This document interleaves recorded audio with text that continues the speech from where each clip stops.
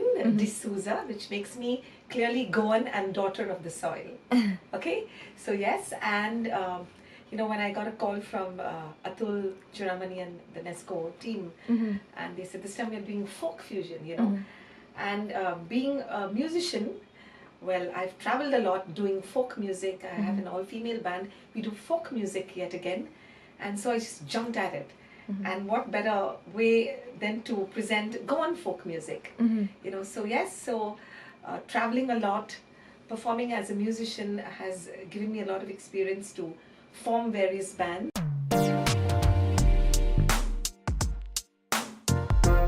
Actually, I heard that through a writer, a journalist. Okay. I think it was, and a lot of people would come up and say, "Do you know you are just like him?"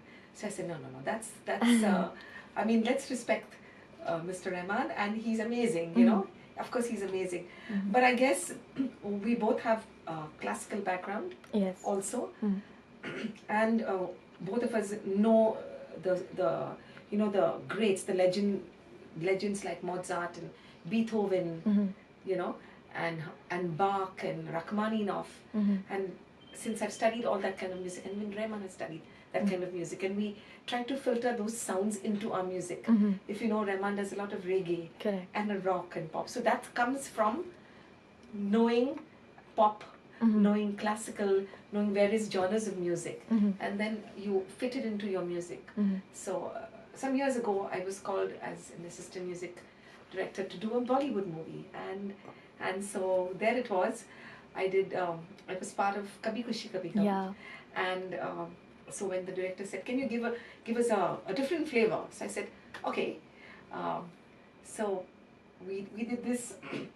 You are my soul, yeah. I said, you are my soul, yeah. So we had 40 singers with harmonies, and I brought in a little bit of jazz pop element into it. And then people started saying, started comparing me with Rahman, and says, well, the only thing is I've not done so much of film music, just a little bit of it. I've gotten more into independent music, into theatre, into advertising and sonic branding. So like I spread myself out, and but the journey has been amazing. I think it's very heartening, independent music scene. It used to be like this in the late 80s and actually early 90s, mid 90s, when there was Channel V and MTV and Channel V Awards. So it gave birth to a lot of independent music. Then it kind of filtered down, it died down. And I think thanks to social media, thanks to YouTube and thanks to Instagram and what have you, Spotify and everything, everyone is uploading their music, and at a click, the whole world can see your music. Correct. So independent music is here to stay. For me, it's the piano, because I started playing the piano when I was 6. Oh. And my dad says the only music I played was Konkani film music. Oh. Yes, from Nirmon and Amche Noshin. Because that was a Goan folk musician, And at 7, I was singing on All India Radio with him, singing Konkani songs and harmony songs. And then at 8, I was trained in piano from another Goan music teacher, Mrs. Blanche Vegas, from Bandra. And every year Dad would take us for summer holidays to Goa, and we would watch the theatre. The theatre. So the theatre is the theatre. And it would be set in the paddy fields. Can you believe it? Wow. And then I would go for a ride. We had rice paddy field plantations. Okay. I would sit on a plough, and whilst we went on a plough, we would be singing Konkani folk songs. Wow. Yes, so I think when I got a call for paddy fields, I was like, wow, yay, viva! All I said was viva, viva la Goa. Yes, in fact, I wake up every morning, I look at myself in the mirror, and I still ask myself what I want to be when I grow up. I don't know. One lifetime is not enough. Yeah. It's not enough to discover. I think some of the peak moments was when I got chosen as Merlin and Soul Yatra to perform for Hennessy. Usually they take bands from Manhattan, from the Blue Note and from New Orleans. So I promoted my sound in 4 countries, in Taipei, Taiwan, in South Korea, in Malaysia, and in China. Played down the Yangtze River on a cruise boat, playing our music, Brazilian and Goan and folk music and jazz.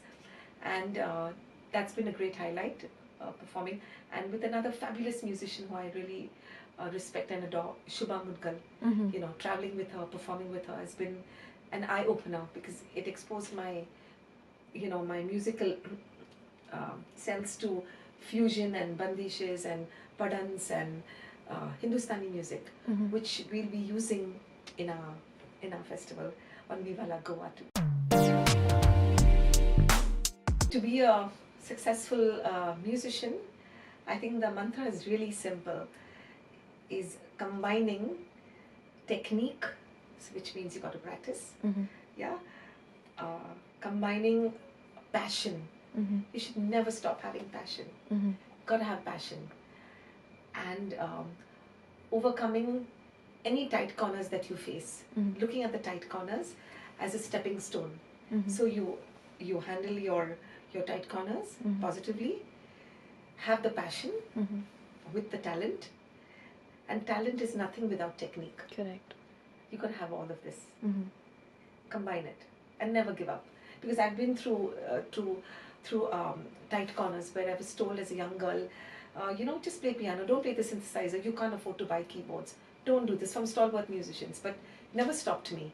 I was determined to buy my own equipment, buy my own studio, buy my own apartment, and help students along the way, of helping them, guiding them. So even as a 13-year-old and 14-year-old, in my own parish, in my church in Bandra, Bandra is amazing for that, you know.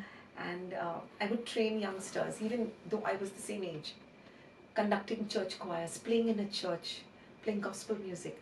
All of this is going to be evident in paddy fields. Yeah, so I can just tell people out there, follow your passion and blend it with technique. Actually, strangely, it was a gospel concert. Oh. Yeah. Okay. You know, I was playing at a gospel show, and in fact, there was Clinton and Dominic Suraj, and all of us were on stage. And this music director, Sandesh Chandler, was sitting in the auditorium, and he said, I like that sound. Would you want to be part of this movie? I said, what's the movie? Kabhi Khushi Kabhi Gum. I said, oh, wow, are you serious? He says, yeah, I want a sound like yours, you know. So that was from the film. And yes, theatre. Theatre was a big break for me, doing theatrical musical productions as a 17-year-old and 18-year-old. I was composing my own music already at that time. And I'm a workaholic. Yes. So I'm a geek, I'm a workaholic. In this studio, or even when I'm taking a walk, I have the headphones on, always learning, you know, new sounds, what's trending right now, you know, what's the millennial kind of sound. Still keeping my roots intact, because roots are really important. You see, right now it's Bollywood centric. Right now, it's Bollywood heavy, and thanks to festivals like Paddy Fields, who are encouraging various platforms for musicians to come and say give their sound, you know, to the audiences, to the world. I think what's lacking is we need a more performance-centric outlets, okay, like clubs, like little concert halls, and make it available to students, to the next gen, because they are our future. Correct. You know, youngsters from the age of 10 or 9 till 19, 20, because that's the most important time. And I feel what's lacking is every school, every establishment, learning establishment should have more teachers, take music seriously. We don't have enough of that. So we need more music-centric subjects in our curriculum. I have busked in a subway, you know, when I was overseas. Yes, places like Europe and America, and, you know, we should have certain places like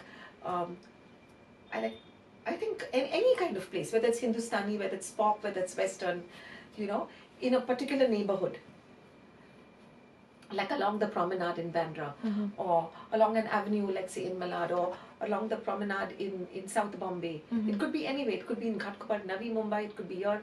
Anyway, just start something like that, you know, and have people, give them a license to just perform and perform on railway platforms, maybe at the station. You know, just have like a quick crowd kind of puller like that, you know, and have 4 horn players, or just have something which doesn't require too much of amplification.